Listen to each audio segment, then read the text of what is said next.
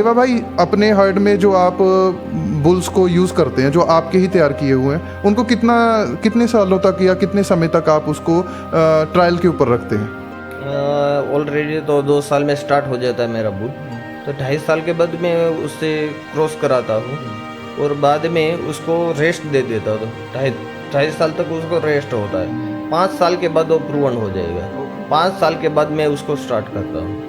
देखने के बाद जैसे उसमें कुछ कमियां है तो पूरा यूज़ नहीं करता, पर बाकी के लिए तो मेरे पास जो क्वालिटी है उससे तो और किसी के पास लो क्वालिटी होगी उसलिए बेस्ट होगा, पर मेरे लिए सही नहीं होगा।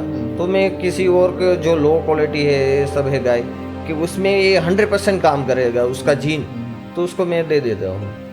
सही बात है। तो क्या किसान भाई अगर आपसे कुछ सीमन लेना चाहें आपके बुल्स के, जो आपने अपनी तरफ से प्रोजनी टेस्टेड घोषित कर दिए हैं, आपके लिए, आपके हर्ड के लिए बेस्ट हैं, तो क्या वो चीज़ की अवेलेबिलिटी किसान भाइयों के लिए होगी?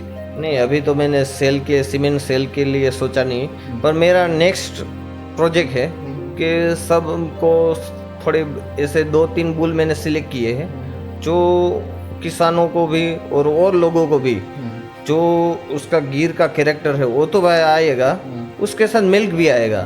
दोनों चीज़ है वो मैं अभी कुछ समय में ओपन करूँगा। तो ये तो किसानों के लिए बहुत ही खुशी की बात होगी कि मिल्क प्लस ब्यूटी के साथ आपको एक कॉम्बिनेशन मिल रहा है। और रीजनेबल रेट होंगे सर, या हमेशा जैसे आपके बारे में सुना जाता है कि नहीं। हाई प्राइस होगा, वैसा कुछ? कोई चीज़ तो रीजनेबल होगी, पर जो इसकी जो क्वालिटी है उसकी प्राइस तो ऑफ ही रहेगी। पर जो मैं दे रहा हूँ सामने से वो लो क्वालिटी ऐसा नहीं है, पर जो चीज़ अभी स्टार्ट करना है ऐसे नहीं है कि तुरंत अच्छा वाला इतना महंगा वाला सीमेंट डाल दो और आपका तुरंत बन जाएगा, ऐसी बात तो नहीं है। स्टेप बाय स्टेप से ही चलना पड़ेगा।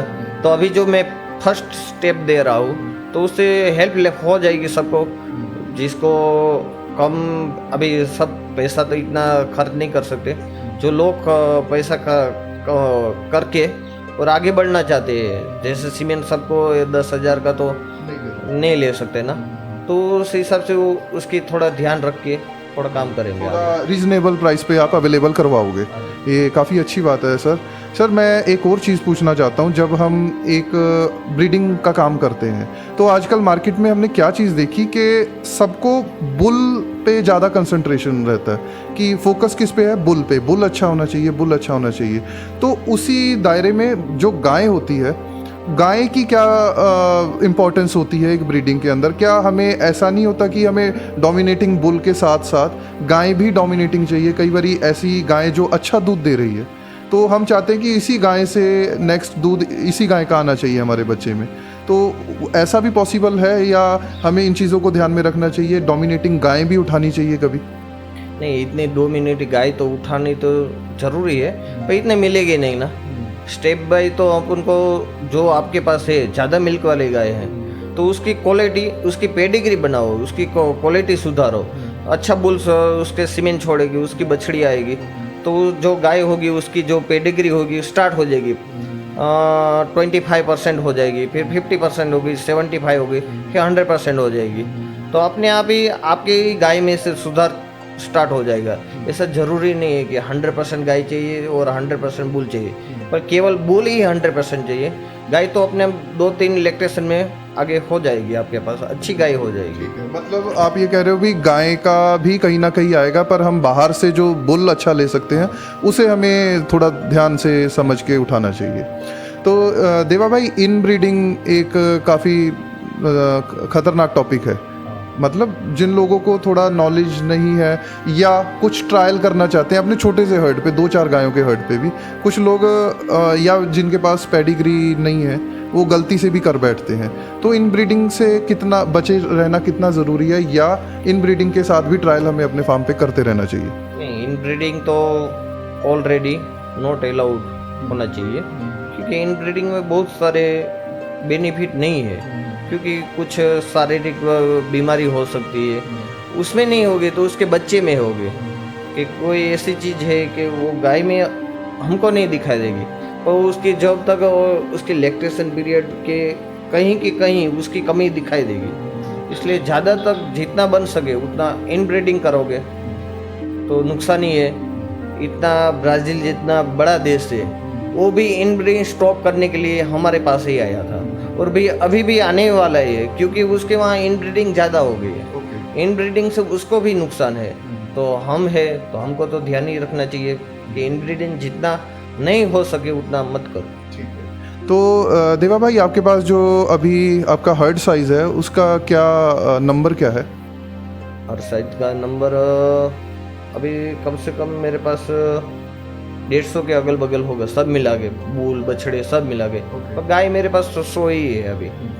तो अभी रिसेंट में या कुछ समय पहले थोड़ा सा इन चीज़ों का पता लगा कि आप IVF या ETT प्रोग्राम्स को रन कर रहे हैं अपने फार्म के अंदर। तो ये इस चीज़ का आपको क्या फ़ायदा मिला जो आपने अभी तक प्रोजेक्ट किए, और आप जो किसान भाई ये चीज़ करवाने की सोच रखते हैं उनके लिए क्या आप बताना चाहेंगे?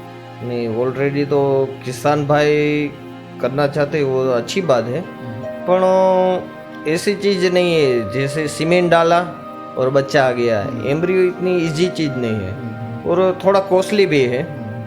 तो दोनों के साथ मिला के कि किसान भाई को जो अभी एम्ब्रियो का प्रोजेक्ट करना है, मेरे पास खुद 100 गाय है, 100 के 100 गाय का मैं एम्ब्रियो नहीं बना सकता, क्योंकि उसमें कोई गाय, कितनी गाय अच्छी है क्या है, पूरा उसको देख के उसकी पेडिग्री देखो, उसका मिल्क रिकॉर्ड देखो, अभी तक उसने कैसा परफॉर्मेंस दिया है, सब मिला के मैंने सब गाय में से 15 गाय केवल निकाला एम्ब्रियो प्रोजेक्ट के लिए। सब गाय को मैंने एम्ब्रियो प्रोजेक्ट में नहीं लिया, और एम्ब्रियो प्रोजेक्ट उस गाय पे करना चाहिए जो रेयर है। सब गाय तो है तो उसमें अच्छा बुल डालोगे तो बच्चे अच्छे ही आएंगे, पर जो एक्स्ट्रा ऑर्डिनरी है, जिसका मिल्क अच्छा है, जिसकी बॉडी कन्फर्मेशन अच्छी है, उसका रिकॉर्ड अच्छा है, पेडिग्री स्ट्रॉन्ग है, तो ज़्यादा से ज़्यादा वो गाय को बढ़ाने के लिए एम्ब्रियो प्रोजेक्ट करना चाहिए। तो आप ये कह रहे हैं कि अगर वैसे तो आराम से चलना चाहिए, पर अगर आप एम्ब्रियो प्रोजेक्ट को करना चाहते हैं तो आपको गाय की कंप्लीट जानकारी होनी चाहिए जो डोनर काऊ है। हाँ, मतलब किसी के विश्वास पे या किसी भी और की सिलेक्टेड काऊ को आपको अपने हर्ड में ऐसे ही नहीं उसके बच्चे उठा लेनी चाहिए। ऐसे ही नहीं, ऐसे तो नहीं उठाने चाहिए, क्योंकि गाय को देखे बिना आप एम्ब्रियो, चलो एम्ब्रियो के लिए सिलेक्ट कर लिया कोई भी गाय, ऐसा नहीं होता, क्योंकि सब गाय तो ठीक है, ये सब है, पर जो क्वालिटी वाइज गाय होती उसी के एम्ब्रियो बनाओगे तो आपके हर्ड के लिए, आपके फ्यूचर के लिए, सब लिए बेटर ही होगा। तो देवा भाई, जब आप एम्ब्रियो प्रोजेक्ट चलाते हैं, काफ़ी बड़े लेवल पे करते हैं अपने फार्म के अंदर, और उस समय जो डोनर काऊ आप सिलेक्ट करते हैं उसको किस तरीके से सिलेक्ट करते हैं, किस उम्र की गाय को आप उठाते हैं, और उसमें क्या क्या ऐसी चीज़ें आपने विशेषताएं देखी होती हैं जो आपको बोलती है कि इसी गाय को सिलेक्ट करना चाहिए? ऐसे एज तो थोड़ा देखी जाए तो फर्स्ट लैक्टेशन नहीं, सेकंड लैक्टेशन बेटर रहेगा, क्योंकि सिलेक्ट करने में पहले तो उसकी मदर लाइन देखने पड़ती है और उसकी फादर लाइन भी, दोनों स्ट्रॉन्ग है, दोनों की पेडिग्री पूरी 3-4 पेडिग्री देखना पड़ता है, फादर और मदर की दोनों की।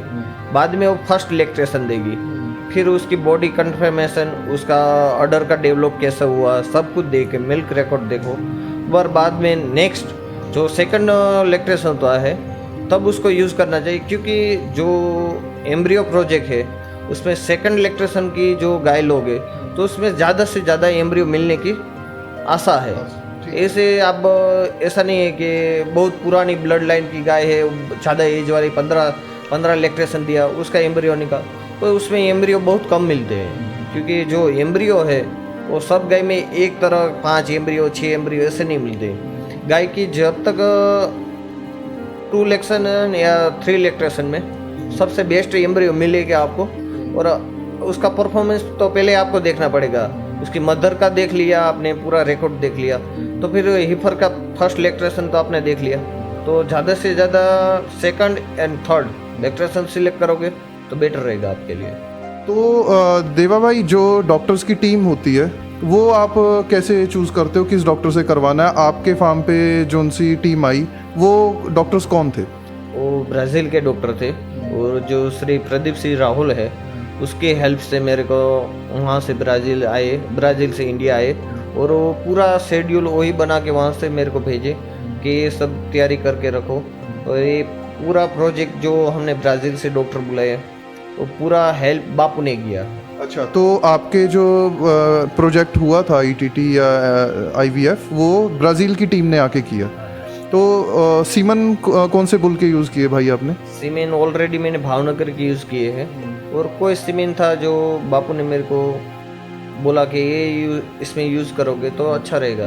तो थोड़ा इनब्रीडिंग स्टॉप करने के लिए मैंने एक बुल ब्राज़ील का है जो उसका नाम सोनगारो है, POI है, ये प्योर इंडियन ब्रीड। ऐसा नहीं है कि गिरलैंड हो, ये सब दूध बढ़ाने के लिए मैंने ये बुल यूज़ किया। उसके ईफर्स भी अभी फर्स्ट लैक्टेशन बच्चा दिया।